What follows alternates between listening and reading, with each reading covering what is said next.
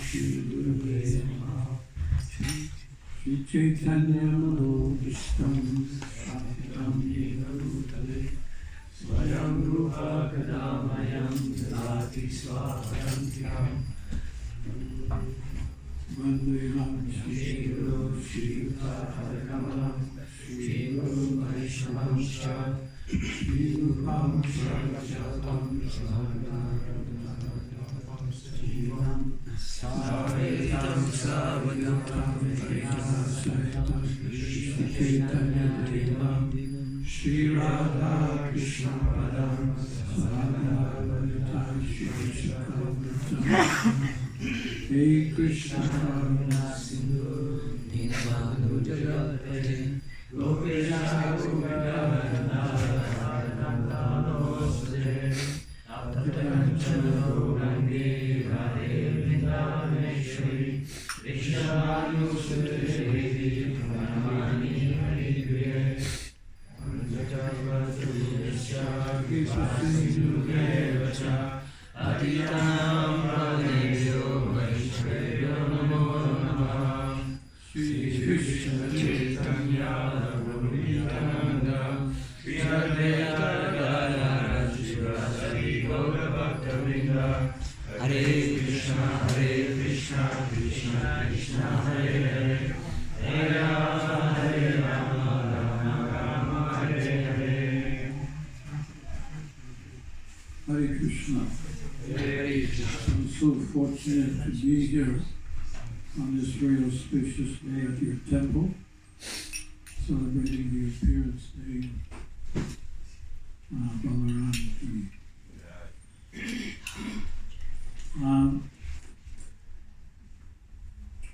I was thinking to start the class this morning with some armor. What is armor? Protection, yes. So they have certain armor when they some external armor when they go out for fighting. For devotees we have the other kind of armor, more internal armor. And that armor can be also achieved or given through Kavacha. And I have a Balarama Kavacha here. Would you like that armor? Yes, Maharaj. Okay, so what we'll do, we won't chant the Sanskrit, we'll just chant the English translation. And the benefits are naturally unlimited. Do you know where it is? Where is it? I don't know what exactly it's called, but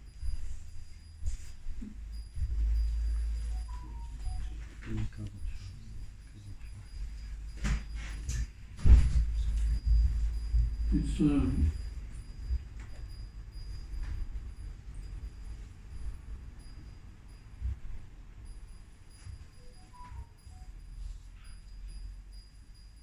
Gandhamani gave the armor to the gopis, and Yodhana, who was very close to Balaram.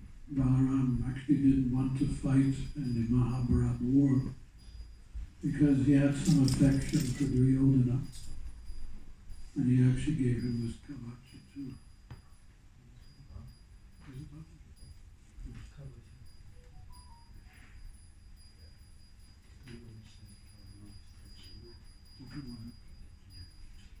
Anyway, just repeat, it's okay, you don't need to find it. I'll just read the translation and then you can repeat. And while you're chanting, just be conscious of what you're chanting and what the benefits of this chanting will give you. Is that okay? Yes. Om Om Namo Bhagavate Vasudevaya. Om Namo Bhagavate Vasudevaya. Om Namo Bhagavate Vasudevaya. Om Namo Bhagavate Vasudevaya. Om Namo Bhagavate Vasudevaya. Om Namo Bhagavate Vasudevaya.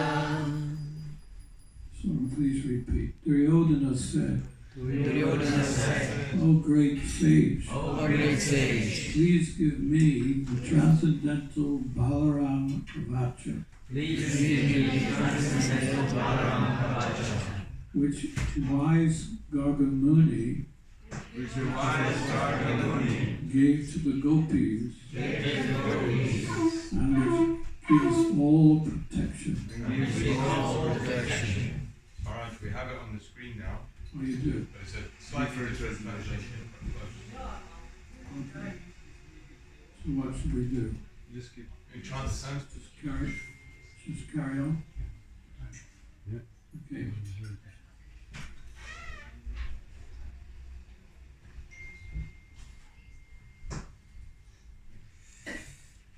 Sri Pakamuni said, after bathing and dressing in clean cotton garments, After bathing and dressing in clean cotton garments, a person should sit on a krusha grass mat, a person should sit on a krusha grass mat, purify his hands with mantras, purify his hands with mantras, bow down, and with fixed intelligence, meditate on Lord Krishna's elder brother Balaram. meditate on Lord Krishna's elder brother Balaram. May Lord Balaram, May Lord Balaram, who is the master of Goloka, who is the master of Goloka, who is the supreme controller of all controllers, who is the supreme controller of all controllers, and whose fame is spotless, whose name is spotless, protect me. protect me. May Lord Balaram, May Lord Balaram, who on his head who on his head holds the earth holds the earth, as if it were a single mustard seed, as if it were a single mustard seed, protect me in this world. protect me in this world. May Lord Balaram May Lord Balaram protect me when I am surrounded by many armies. protect me when I'm surrounded by many armies. May Lord Balaram, May Lord Balaram, who holds a plough, who holds the plough, always protect me in a battle. always protect me in battle. May Lord Balaram, May Lord Balaram, who holds a club, who holds the club, always protect me in many fortresses. always protect me in many fortresses. May Lord Balaram, May Lord Balaram, the Supreme Personality of Godhead, the Supreme Personality of Godhead, protect me in the forest. protect me in the forest. May Lord Balaram, May Lord Balaram, who wears blue garments, who wears blue garments, when he stopped the Yamuna, and has walked the Yamuna, always protect me in fire. always protect me from fire. May Lord Balaram May Lord Balaram, protect me in the wind. protect me in the wind. May Lord Balaram May Lord Balaram, protect me in the sky. protect me in the sky. May Lord Balaram, May Lord Balaram, who is Lord Ananta, who is Lord Ananta, always protect me in the great ocean. always protect me in the great ocean. May Lord Balaram, May Lord Balaram, who is Vasudev's son, who is Vasudev's son, protect me on mountains. protect me on the mountains. And may Lord Balaram, May Lord Balaram, who has 1,000 heads, who has 1,000 heads, protect me in great disputes. protect me in great disputes. May Lord Balaram, May Lord Balaram, who is Rohini's son, who is Rohini's son, protect me from diseases. protect me from diseases. May Lord Balaram, May Lord Balaram, who fulfills desires, who fulfills desires, protect me from catastrophes. protect me from catastrophes. May Lord Balaram, May Lord Balarama, who is the enemy of Denakasura, who is the enemy of Denakasura, always protect me from lust. always protect me from lust. May Lord Balaram, May Lord Balaram, who killed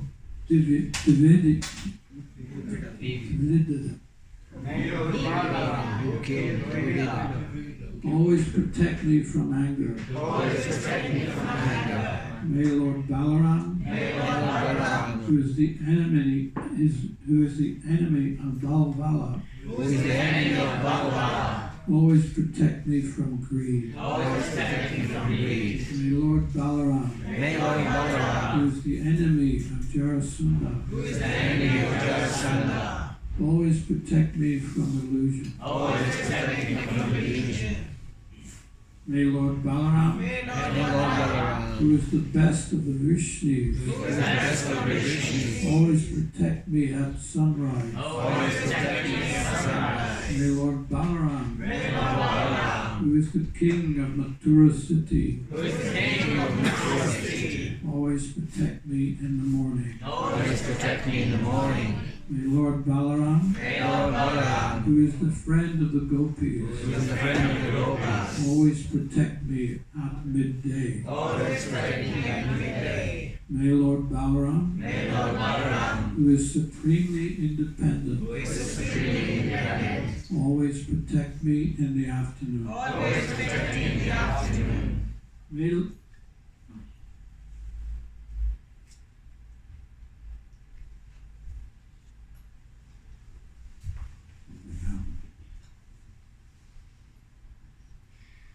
Number 9, right? Yes.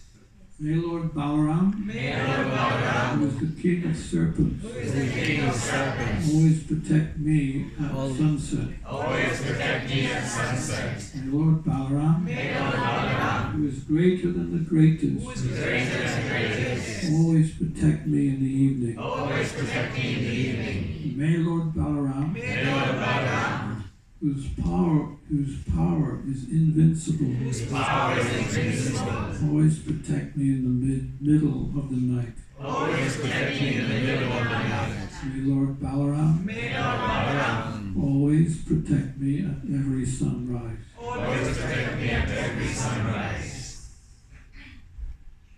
May Lord Balaram, who is the master of Revati, May Lord Balarama, who is the master of Revati, protect me from every direction. protect me from every direction. May Lord Balaram, May Lord Balarama, who is the enemy of Palamba, who is the enemy of Pralamba, protect me from every direction. protect me from every direction. May Lord Balaram, May Lord Balarama, who is the best of the Yadavas, who is the best of the Yadavas, protect me from below. protect me from below. May Lord Balaram May Lord Balarama, always protect me from above. always protect me from above. May Lord Balaram May Lord Balarama, protect me protect me from near and far. near and far. May Lord Balaram May Lord Balarama, protect me everywhere. protect me everywhere. May Lord Balaram, May Lord Balarama, who is the Supreme Personality of Godhead, who is the Supreme Personality of Godhead, always protect me from within. always protect me from within. May powerful Lord Balaram, May powerful Lord Balarama, who enjoys pastimes as the king of serpents, who enjoys pastimes of the king of serpents, protect me from without. protect me from without. May Lord Balaram, May Lord Balarama, who is the Supreme Personality of Godhead, who is the Supreme Personality of Godhead, the super soul residing in everyone's heart, super soul residing in everyone's heart, always protect me. always protect me. And I think this is the last one. Yes. Please know that this Kavacha of Lord Balaram Please know that this Kavacha of Lord Balarama is the best of armors. is the best of armors. It destroys the fear It destroys the fears of demigods and demons. of demigods and demons. It is a blazing fire that burns up the fuel It It is a blazing fire that burns up the fuel of a host of sins. of a host of sins. It is the death of a ghost It is the death of a ghost of all obstacles. of all obstacles. It is the abode It is the abode of spiritual of spiritual perfection. perfection. How do you feel? Protected. Yes. Validate.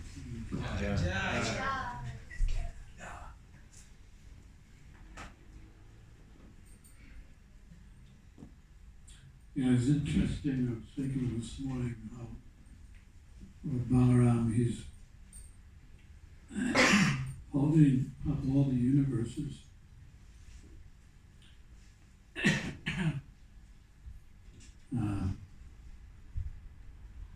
How fortunate is Mother Yasoda, who's holding Krishna in her lap.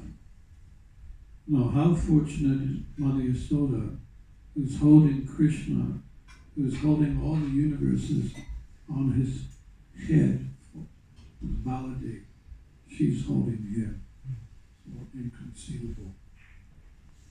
And then interesting that this universe, he's holding up all the universes, but this universe is the smallest. And my understanding is the length or the breadth of this universe is 9 billion miles long. 9 billion miles. And in each universe, the coverings are 10 times greater than each of the coverings. So 10 times 9 billion miles. It makes the universe so small that you can hardly see it. The universe is 9 billion miles across, when the coverings, which are 10 times, first one is 10 times greater than the actual universe. The second one is another 10 times, so it's 9 billion times 10. That's the size of this universe. I have the figure somewhere, but I don't have it written here. It's just inconceivable. And that's one universe which Baladev is holding. He's holding them all. And how many are there? Unlimited. Cannot be counted. So if you want spiritual strength, Baladev has it.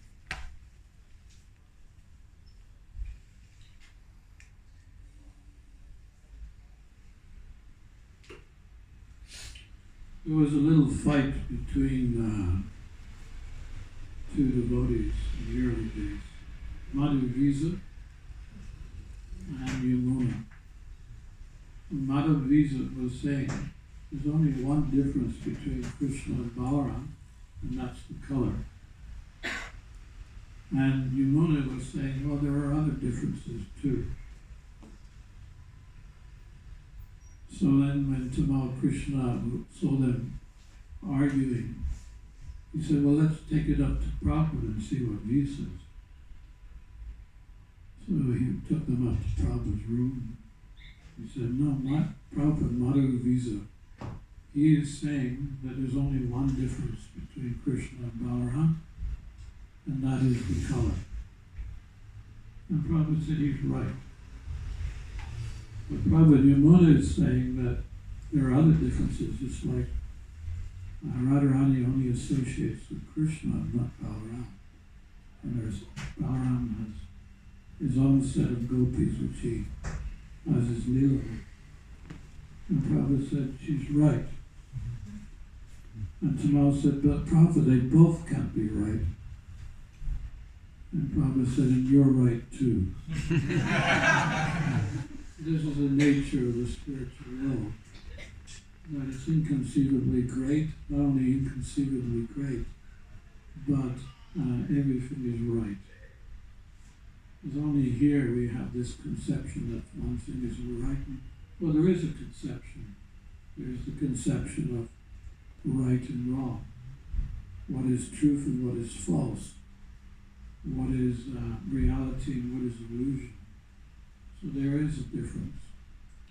But within Krishna consciousness, we should learn to adhere to that mood of the spiritual world where, from where Krishna is standing, he appreciates everyone's service. Therefore, everyone has the equal opportunity to perfect their life within Krishna consciousness and not be disturbed because there is a variety of opinions within Krishna's Leelas. And even the acharyas, they have this different meanings of different pastimes. It's not just one meaning, there are so many different meanings. So it's an absolute realm, and we're somehow or other trying to understand this absolute realm. It's very difficult because we have been brought up in such a way that everything must fit into one box, and everyone should be the same. There shouldn't be any difference. Men, women, the same. There's this strange philosophy that pervades the world, which tries to, limit everything. And we, as devotees, when we come to Krishna consciousness, it's like a slap in the face, because we see, that it's not what they say, but rather it's unlimited, it's inconceivable, and there's variations, varieties, and within, from where Krishna is standing.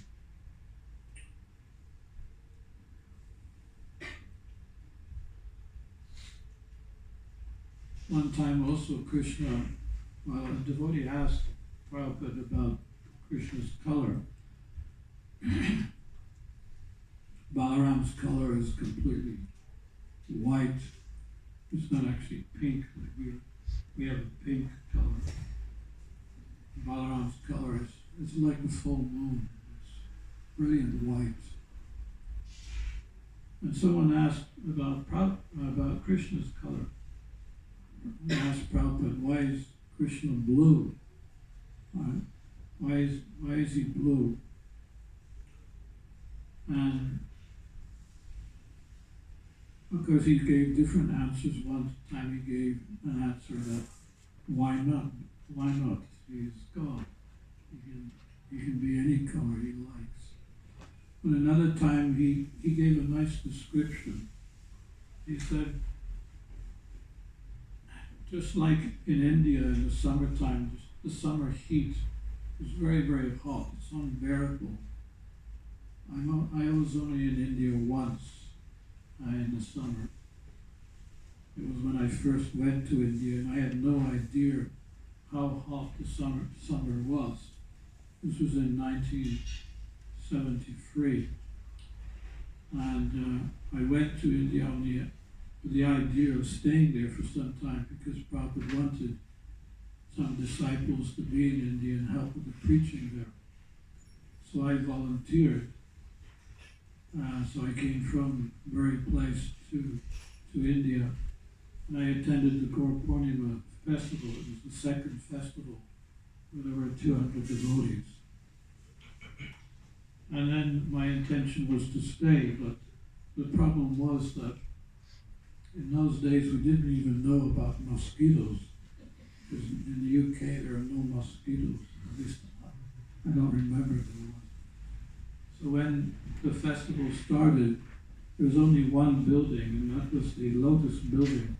And all the sannyasis and GBCs were within the rooms, and everyone else was on the veranda sleeping in their sleeping bags. But the problem was we had no mosquito nets, so we were being bitten like anything. And myself, I remember my feet were so much bitten that they started to swell. and I was told to go to the clinic just outside our compound. And in that clinic, they gave me an injection, but the problem was that the needle was so blunt, I practically fainted right there. But anyway, these were the austerities in those days, and we didn't know any better.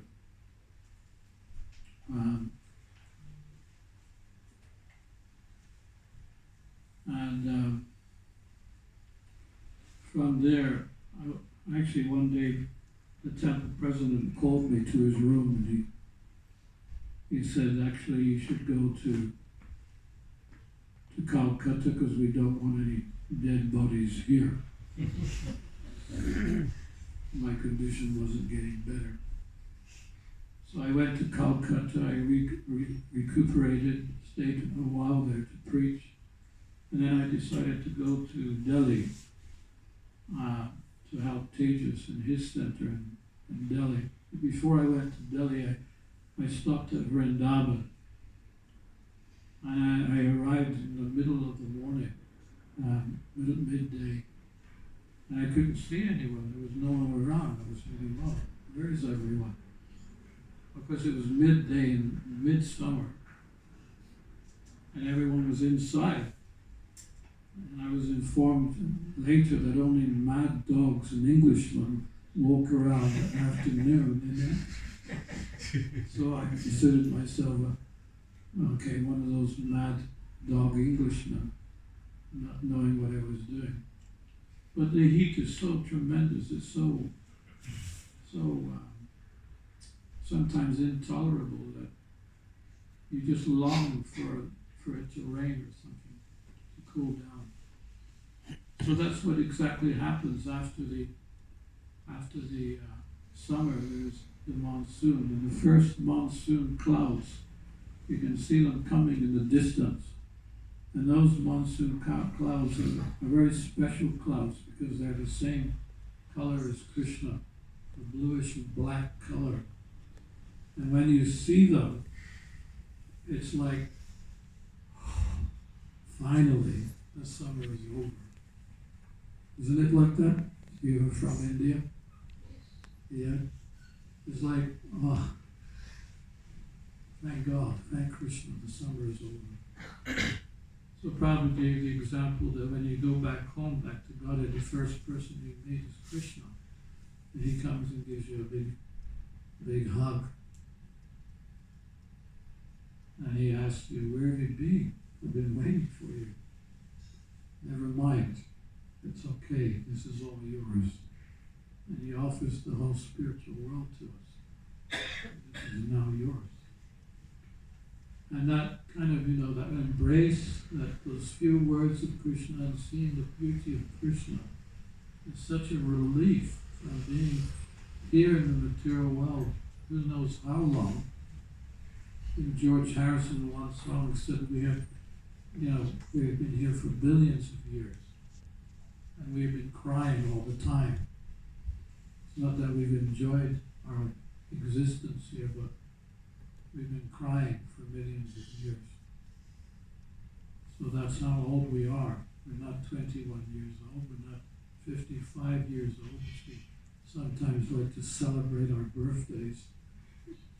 But in fact, the age, our real age is probably a couple of billion years old. That may be even being very mild. We have been here anyway so long that we don't even know how long. But our objective is to return back home, back to Godhead, to meet Krishna and to be embraced by Krishna. And that's our supreme goal.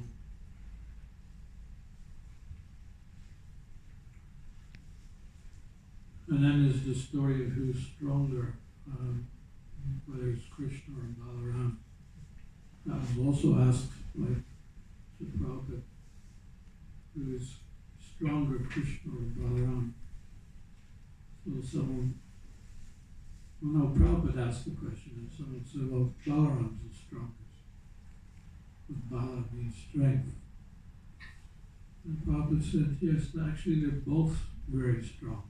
Krishna and Balarama are very strong.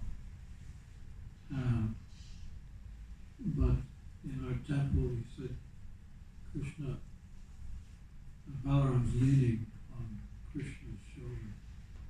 Therefore, Krishna is stronger than Balarama.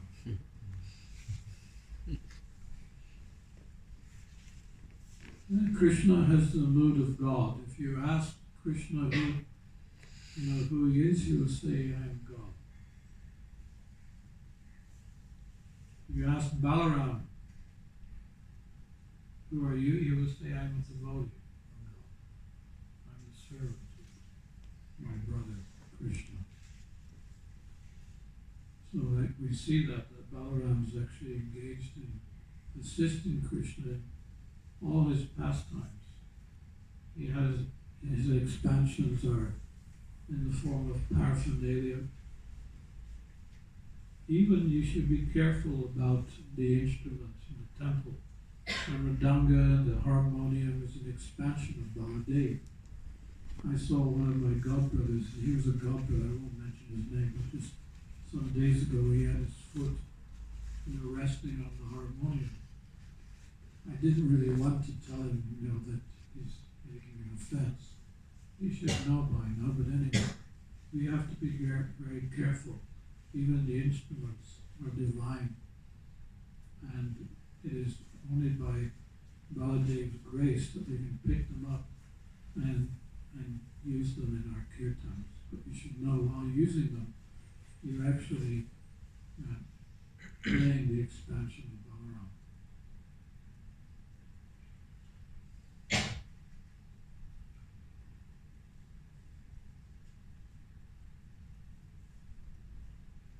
So Balaram is no different than Lakshman, no different than Nityananda. So in each of these pastimes, they acted as a brother, the brother of Ram, the brother of Krishna, and the brother of Chaitanya Mahaprabhu. Although they were born in different families, still they were like brothers. But the problem was in the pastime of Lakshman, he didn't like to be the younger brother. And this was the first Leela, Lord Rama's Leela. And Lakshman came as the younger brother of Lord Rama. And as the younger brother, he didn't really have so much to say, because the older brother always dictates, isn't it? That's the Vedic culture. The older brother dictates to the younger brother. And there are certain things that Lakshman felt he could have done better in Lord Rama's Leela. I have some points written down here. When Lakshman was asked to guard Sita when Rama was looking for Marichi, he didn't like that pastime at all because Sita attacked him and accused him. So he wanted to go and do what Rama was doing, which was to find Marichi. Instead, he was told to stay back and look after Sita. And then when the fight was over between Lord Ramachandra and Ravana, he was asked to fetch Sita, build a fire, so that she should walk through after her rescue. He didn't like that pastime either. And then finally, the last part of the Leela where Lord Ramachandra announced his family and told Lakshman to take his wife to the forest. So Lakshman felt that he could have done things better. So he decided that if he was to appear again as the brother of Krishna, then he would appear as the older brother, not the younger one. which he did.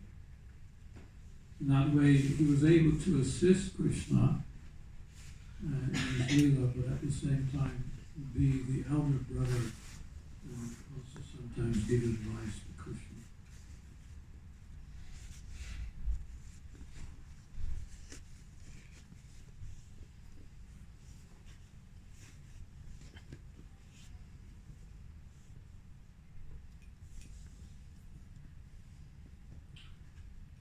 So we may ask, how is it possible for Krishna to go to Vamsivat and play on his flute?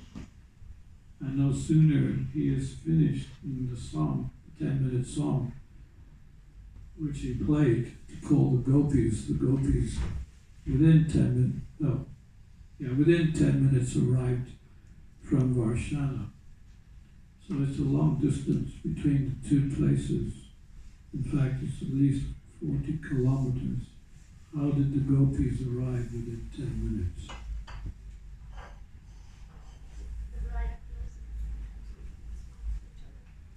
Yes.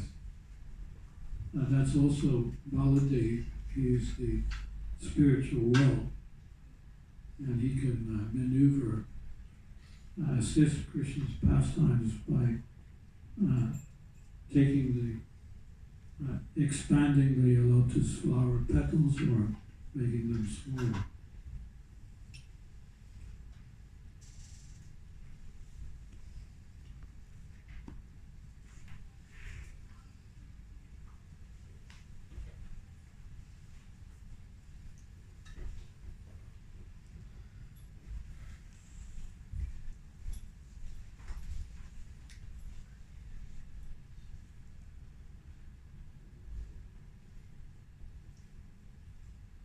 Balaram's expansions. Balaram is the unlimited potency or existent potency. There are 5 different expansions of Balaram. Balaram expands himself as the personal units of his family, Vasudeva, Pradyumna, and Aniruddha. And the second expansion is Ananta.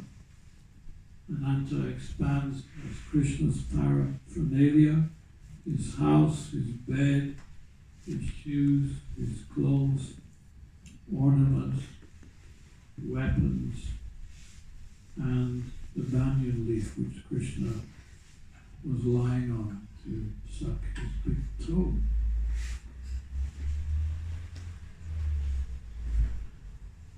And the third expansion is the land of Vrindavan, provides the holy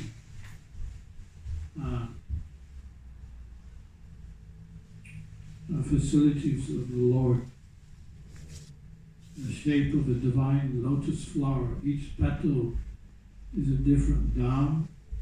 In the center is Gokula, the land of Vrindavan. He also expands the Sankirtan to manifest the spiritual world. He also manifests his Maha Sankirtan, the unlimited forms of Vishnu Tattva. Sankirtan manifests as Purusha Avatar, manifests in the material world. Mahavishnu and the other Vishnus, Garbhodakshara Vishnu and Shirodakshara Vishnu. And lastly, Ananta, holding up universes on his forehead as if they were specks of dust. Lord Balaram is also extremely intelligent. Instead of fighting on the battle of Kurukshetra, he decided to go on a pilgrimage. He didn't like diplomacy. He didn't like to get involved in diplomacy, and therefore he left and went on pilgrimage to avoid, fighting.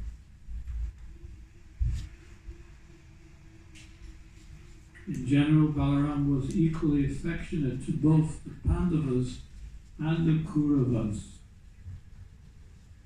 He accepted both Duryodhana and Bhima as his disciples in the art of mace war. As a teacher, he appreciated the superior techniques of Duryodhana as opposed to the raw strength of Bhima.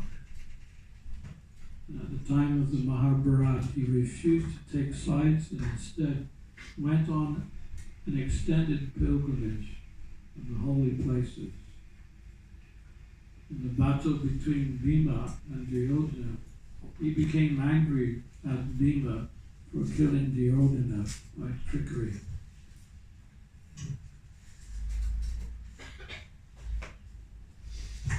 But then Krishna had to appease him.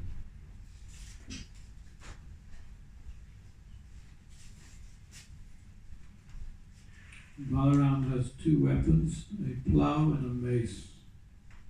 He generally uses the one that suits a specific situation.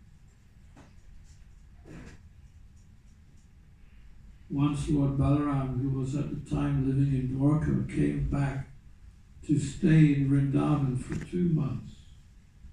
At this time he enjoyed pastimes with his gopi friends, who were different from the gopis of Krishna.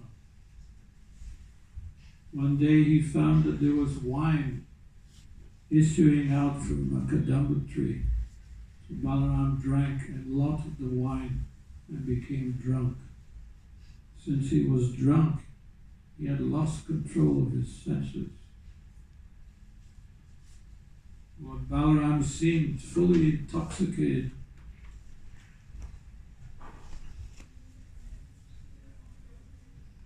Lord Balaram seemed fully intoxicated from drinking the Varuna beverage, and his eyes appeared to be rolling in a drunken state. Lord Balaram appeared just like the king of elephants in the midst of many she-elephants. Enjoying such pastimes on the bank of Yamuna at Ramagat, the Lord summoned Yamuna so that he could sport in the waters. He said, "Change your course and come here so that I may fulfill my desire."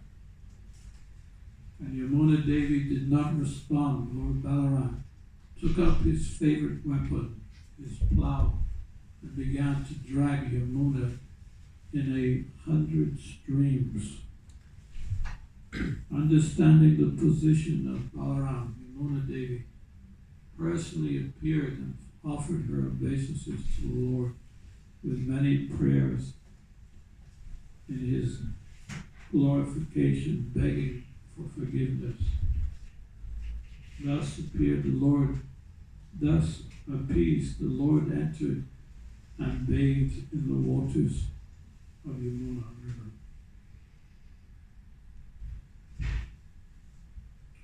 When Balaram's bath was over, Lakshmi appeared before him and gave a garland of lotuses which never faded.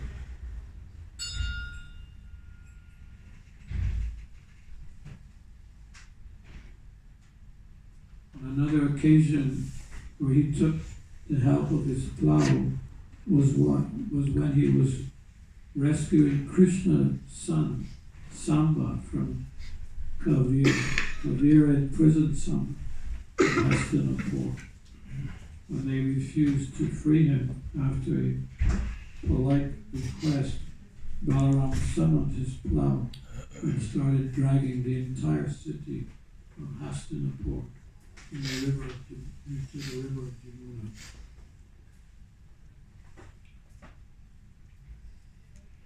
And the last pastime, this is on the disappearance, because we don't really want to talk about the disappearance because it's the appearance, but anyway, I'll narrate that too. It's,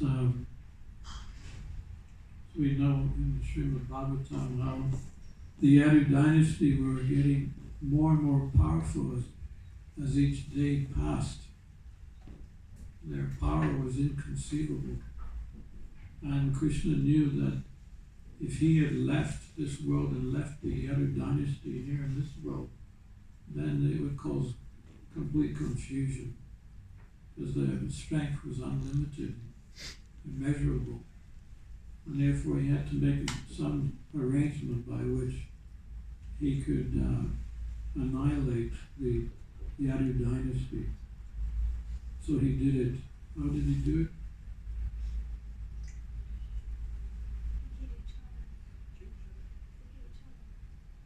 He had this pastime where they got intoxicated and fought with each other. Yeah. So it was their own fault, really. But it was a clever way of annihilating the dynasty. Lord Balaram then sat down on the shores of the ocean and fixed himself in meditation upon the Supreme Personality of Godhead. He merged himself within himself. He gave up this world in a rather unique way. Lord Balaram manifested a pure white snake from his own mouth, climbed up its back, and rode off back to his eternal abode.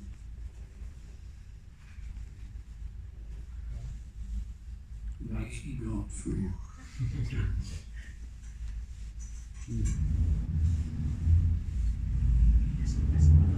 Lord Krishna, the son of Devaki, having watched the disappearance of Lord Balaram, seated himself under a nearby pipala tree. Then, by the Lord's arrangement, a hunter came.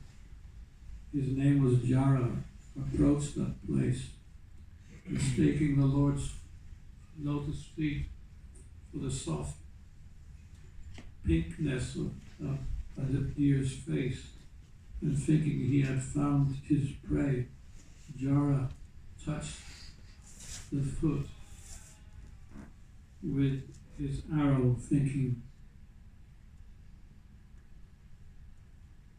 he had pierced it.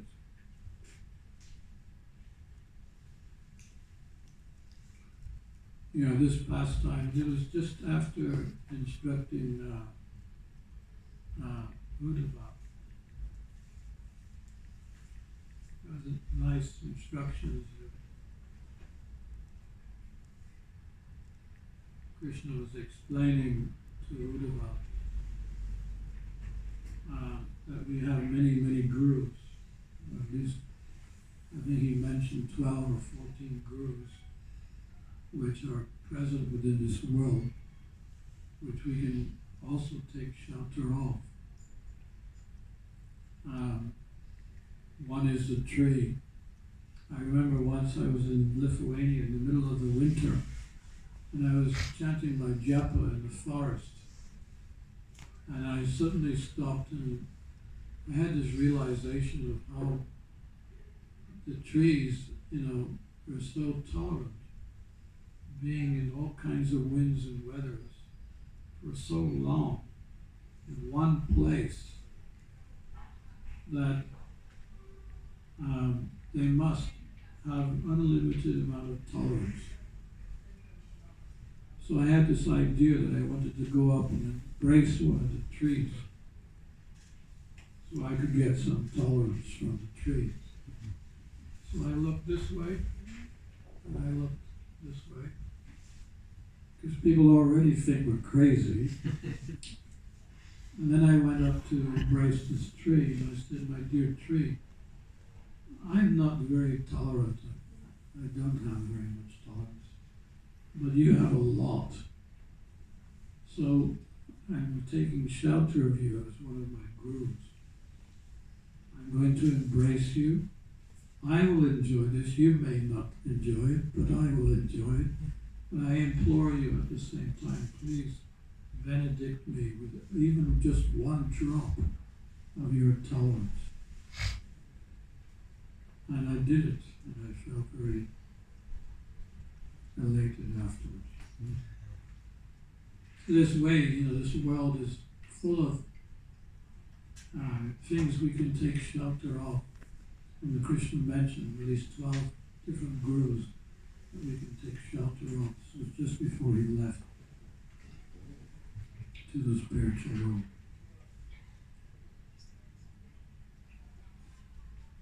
Okay.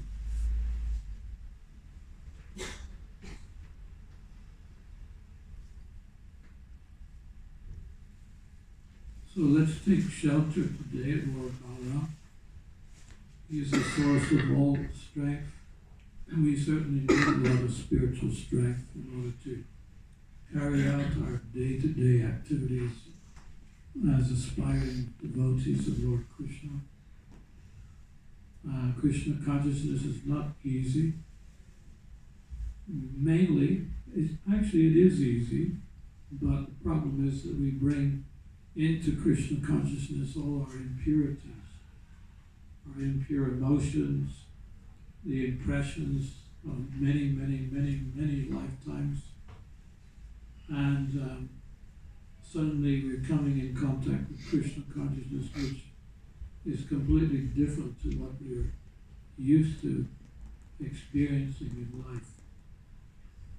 As I said in the beginning, it's a little bit like a slap in the face. We have to almost like be babies again. In the brahmachari ashram or brahmachari ashram, you have to start again from ABC. And it's very humiliating in one sense. It's very embarrassing. Because in the outside world, they tell you that, be your own king, achieve everything yourself. If you're not making an impact within 2 weeks, then there's something wrong with you, not wrong with what you're doing.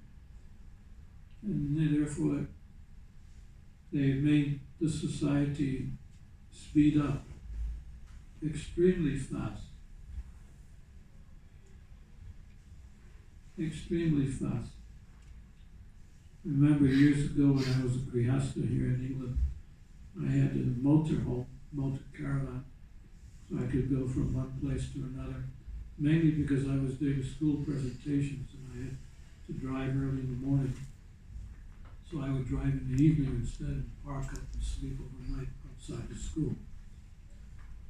But I would purposely drive very slowly because it was my home. It was the only thing I had. But also because I wanted to slow the traffic down.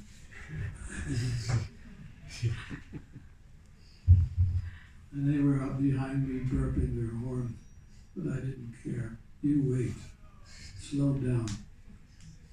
I used to do these slide presentations, and the slides show would be 20 minutes long.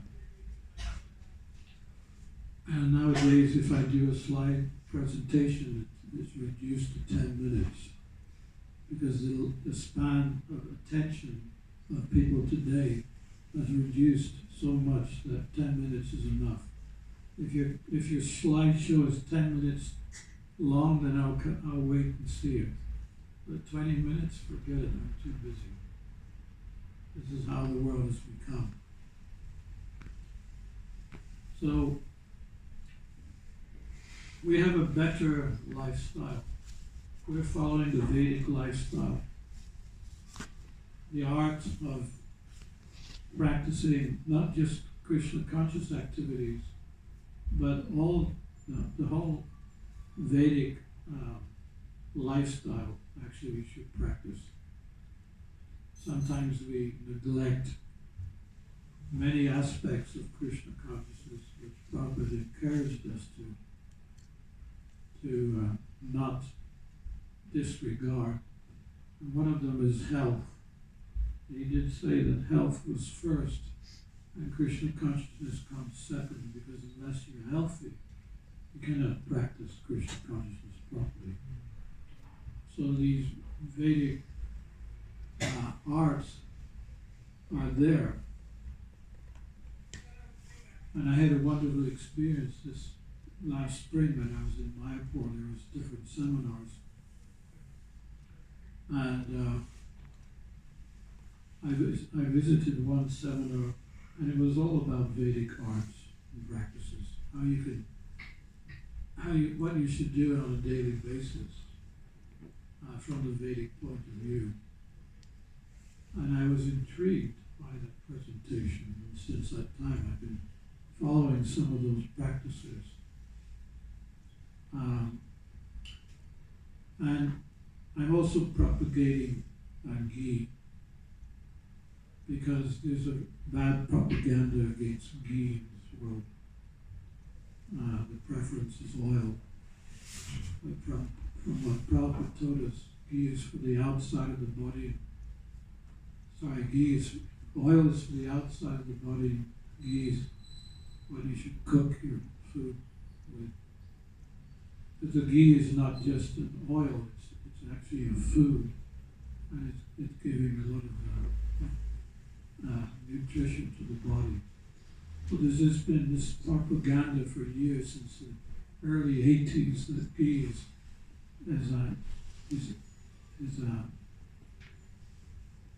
what do they say? Unhealthy. So I'm teaching my disciples to cook in ghee. I give them 2 mantras when they get initiation. I give them the Hare Krishna mantra, and I give them the ghee mantra. You know what the ghee mantra is? Not yet.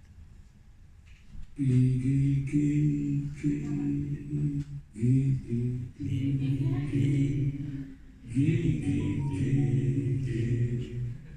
ghee, ghee, ghee, ghee. Cooking ghee, not oil. You'll be surprised how you'll like it. Krishna will definitely accept it. I don't know how he's been accepting all this food cooked in all, but this is just one of the Vedic arts. The art of cooking with spices and ghee. You know, Prabhupada taught us in those early days how to cook. And I became a devotee because of that, because of the food on the Sunday feast. When I first opened the Soho Street door from the London street, as soon as I opened the door, there was this amazing spiritual energy that hit me in the face. And it was very apparent. This is different. The smell of incense, the smell of food cooked in ghee, the atmosphere, the presence of the Lord as the deity form. This is a problem. So we don't live in the material world. The devotee lives in the spiritual world. If we practice our daily chanting, 16 rounds, following all these different practices and principles, observing the appearance and the disappearance days of the Lord and the acharyas, spiritual masters, we don't live in the material world. Here, this is the art of London. Maya's is Maya's kingdom. She personally resides here. But here is this one building within the whole desert of illusion, where you actually come in and go out having benefited so much. You go into any other building, you come out worse. You come here, you walk out better. You feel that, yes, I have spent some valuable time this morning listening to class, attending the kirtan, swinging the Lord, glorifying Lord Baladev.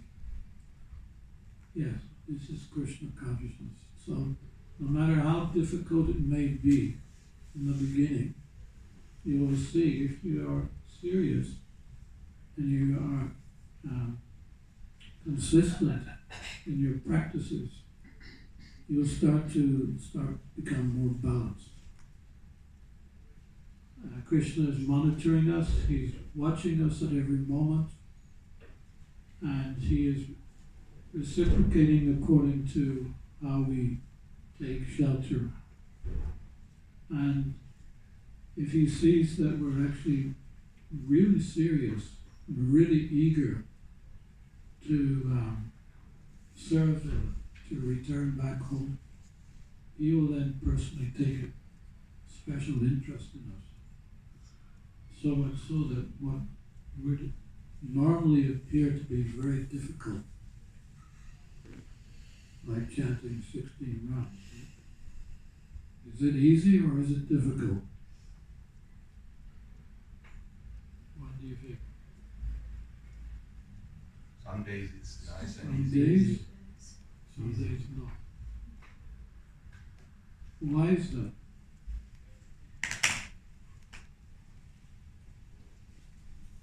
Why? Because it has some wings. Why? Offenses. Not necessarily. If you don't know what offenses are, you can't commit an offense. It's like the first time a person comes before the deity, he may point his feet towards the deity, but he's not committing any offense, unless he's then told, "Oh, listen, we don't do this practice." Then if he continues, then it's an offense. It's mainly because, as I said, we bring all our impurities into Krishna consciousness with us.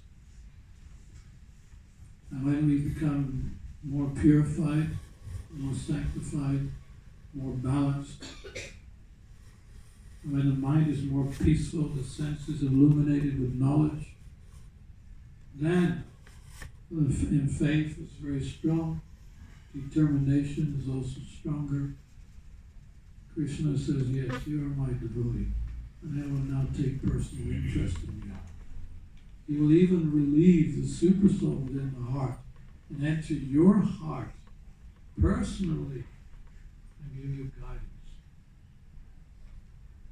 Then Krishna consciousness is very interesting because it's almost like you don't even have to do anything. You just wish and Krishna provides, and he will even speak your class for you. Sometimes with my disciples, I say something to them, and I'm thinking afterwards, why did I say that? Am I crazy or something? But then they will come to me later and say, "Hey, last week you told me that, yes, you're dead right. I'm so happy for that instruction." So I understand, even as a position as a guru within Krishna consciousness, we're just instruments. We're just taking a position where we agree to be a transparent via media of Krishna and his mercy. So that's when Krishna consciousness becomes very excited, and you look back on the old days when everything was so difficult, and you know then, I have not wasted my time. I have done the right thing. I've gone through the process. The process does work. And I am a happy devotee.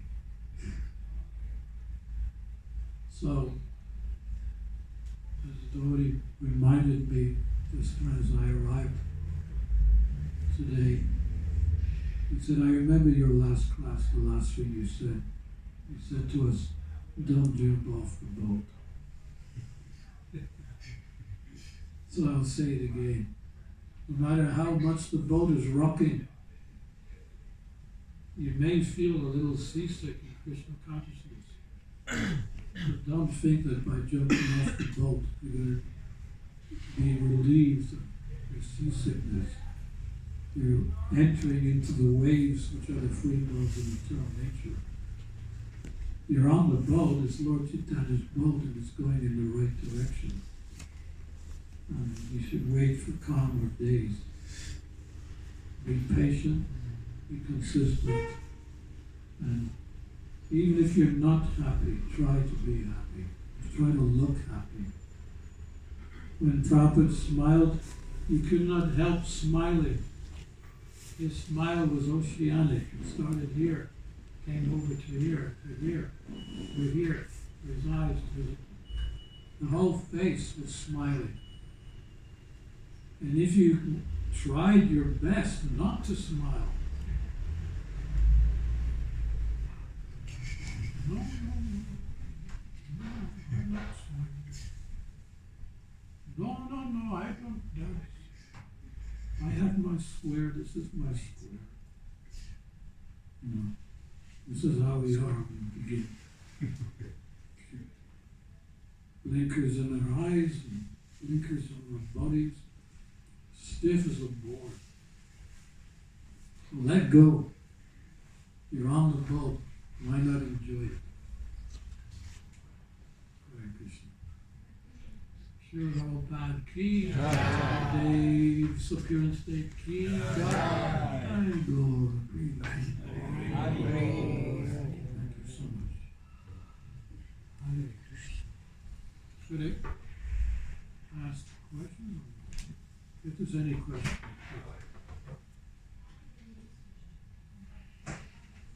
Yes.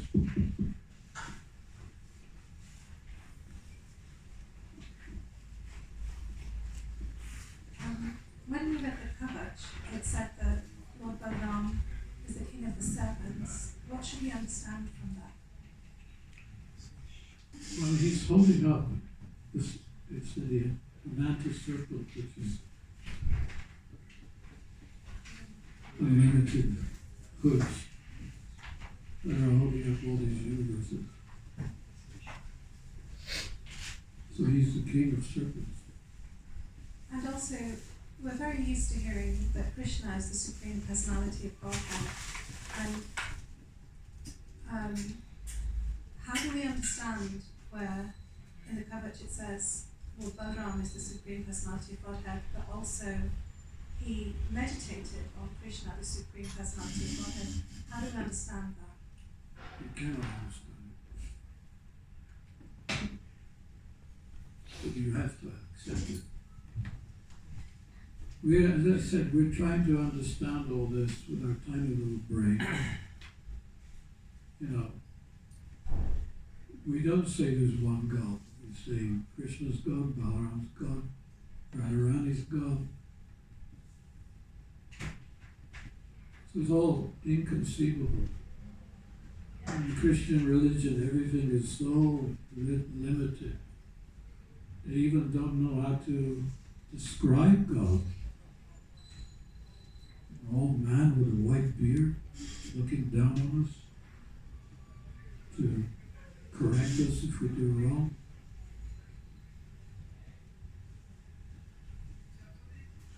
You have two choices, you go to hell or heaven. Heaven? What's heaven? You know, do I want to go to heaven?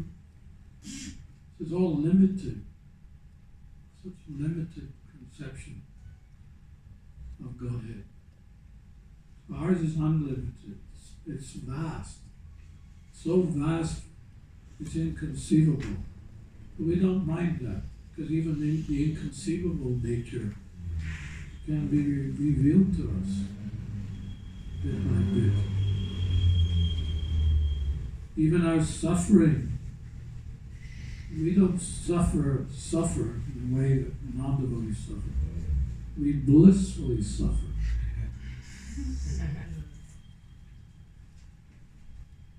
Krishna walks, but he doesn't walk. Krishna is very far away, but he's also very close. These are all inconceivable aspects of God. So just keep chanting. One day you'll understand. Thank you. Thank you so much for your wonderful class. I have a question about how Lord Balaram changes completely his mood to become Nityananda Prabhu. Because as Lord Balaram, he appears very strict, He was also about to kill Bhima because he hit Duryodhana with a club under the waist. With Yamuna, when she wasn't coming, he was about to break her in little rivers. But when he acquires the mood of Nityananda Prabhu, he's just completely merciful, so merciful that he asks Lord Chaitanya not to kill Jagamadai after they hit him with a pot and then he was bleeding. So how does the Lord changes his mood so much as to be compatible with Gauranga? That is, I mean, Lord Chaitanya, he's in the mood of Radharani, but Lord Nityananda, he's just becoming compatible with Lord Chaitanya Mahaprabhu. It's a completely different type of mood as he was before as Lord Balaram.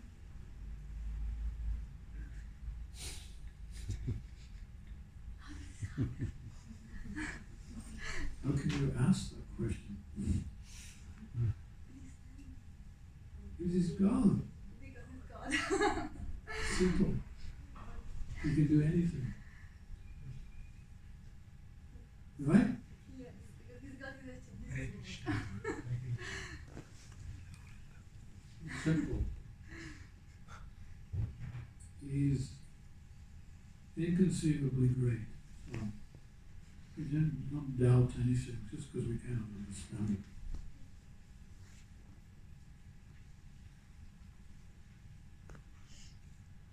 And it's a wonderful pastime, the one you mentioned, because this relates to us, because we're little Jagais and Madais. We didn't have any good qualities when we came to Krishna Consciousness. With me, actually, I was a hippie and I thought I was God, or if I wasn't God yet, I soon would be. I remember Kishore was preaching to me at the bottom of the stairs in my very place. And I was standing up, he was sitting on the bottom step of the stairs. And then suddenly he bowed down to me. And I was thinking, wow, he really understands me. And when he got up, he said, did you see my guru? The Prabhupada was going across the landing from his room to the bathroom. Of course, I was a little disappointed that he wasn't actually bowing to me. But he said, if you want, you can attend his class tonight. It starts at 7:30. So I did come, but because I was a hippie, there was no conception of time. I arrived later, it was about 8 o'clock. And when I entered the temple, it's the same here, you come in, and Prabhupada was on this side, and deities were on that side. So I came in, I looked both directions, and I thought, well, I'll go next to the altar here. And I sat right next to and then I was looking at Prabhupada, and I was thinking, why are all these young people listening to this old man? Because we, as hippies, we believed that we were going to start a new revolution. Revolution. The older people have done nothing to the world, they made it worse. And that was my understanding of Prabhupada. He was just another old man. And then suddenly Krishna intervened. And he got all the devotees to turn around and look in my direction. And I was like, what are they all looking at me for? And this kind of went on for some time. But then I realized what the problem was, because they were looking at me with a little bit disgust. And I realized what the problem was, and the problem was I hadn't changed my socks in 8 or 9 days. And the smell from my feet was just... The head Bajari, she got up and she didn't light one incense stick. She lit a bunch of them just to counteract the smell. When Prabhupada finished his class, the devotee came up to me and he said, do you want to come back here again? I said, yeah, why not? Can you please change your socks? From that day on, I've had clean feet. They say one moment's association in the association of a pure devotee your whole life can turn. You bathe many times in the Ganges, it will take many times, but one moment's association. So we came in those situations, we had nothing, no qualities, no understanding, nothing. We were zeros. We were products of Kali Yuga. But Krishna consciousness is so powerful that even the lowest of the low can suddenly be from a rogue and thief to a gentleman. Prabhupada wanted us to be gentlemen. So, I think I've changed. What do you think? Good. What do you say? Yes, can't Am I okay? What do you see? What do you see? You look at me, what do you see? Pure heart. Pure heart, well, thank you. What else do you see? A person that is going back to God. Huh? A person that is going back to God. Yeah, we've got 1 foot there already. Can't wait to leave this place. It's a horrible place. I'm studying at the moment of all the nonsense that's going on in the world. What people buy, what they eat, what they drink, the medicine they take every day. It's all killing you.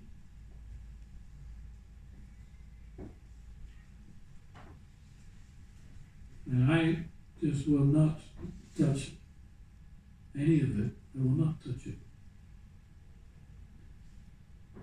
I don't eat pizzas. I eat samosas. Some will have us believe that the liberated chapati pizza is a liberated chapati. I don't agree with it. So, we have such a divine lifestyle, culture. We should embrace it.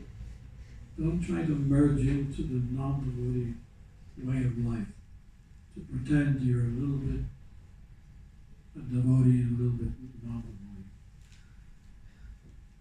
Don't pretend like that. A little bit of Maya, a little bit of Krishna. Give too much to Krishna. Embrace Krishna consciousness. It's the only hope, Prabhupada says. It's the only hope for the world. All this rubbish literature, this rubbish food, and rubbish drinks, Red Bull. They say it's an energy drink. I have my own energy drink. I'll tell you some other time. But we have the alternative to live a good, healthy life, be happy, no anxiety, freedom, and we have a direction which is back home, back to God. What could be better? And we should think in our mind's heart, although this Krishna consciousness is a little difficult right now, I will not be defeated. I will stay on the boat and I will achieve this perfection which Prabhupada is offering. I must be convinced. Thank you so much. His Holiness Dhirasanta Goswami Maharaj ki.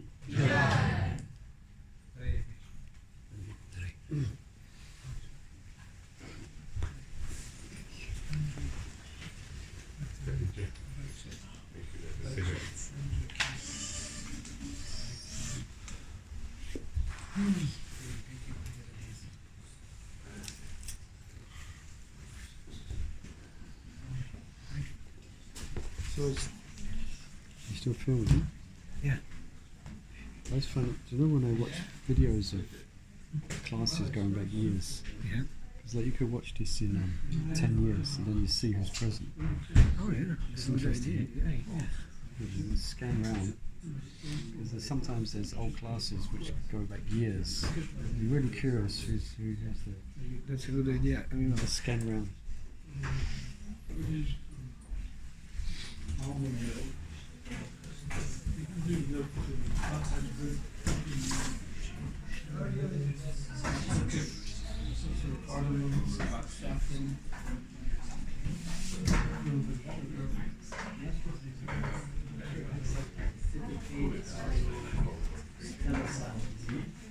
I didn't tell you why it's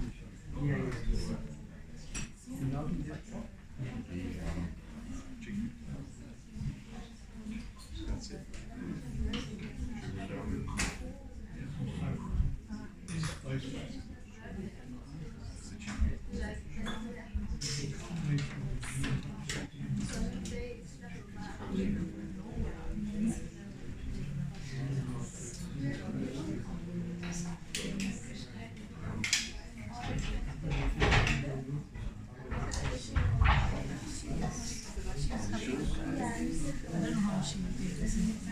She just